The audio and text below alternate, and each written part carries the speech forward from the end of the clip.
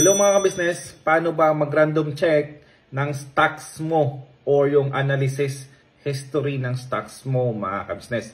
Para alam mo kung dinadaya ka ba ng mga tao mo or yung cashier mo or yung mga staff mo mga ka-business. So you can do it randomly, no, sa history ng system natin. Papakita ko sa inyo.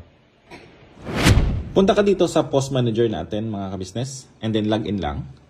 And then as you can see here, sa left side natin, meron tayong tab which is makikita mo dyan itong view item history. Alright, click natin yan. And as you can see here, makikita natin itong mga items which is ito. Pag click natin yung isang item dyan, let's say yung kanilang ZZZ. And as you can see here, meron tayo ditong box for history. And makikita natin kung anong mga history na price na binago natin mga ka-business. And as you can see here, makita natin kung sino yung nagbago at sino yung nag-modified niyan. And also for the ending inventory, meron tayong ending inventory, stock in, orders, which is ito yung mga nabenta natin kanina dito sa POS.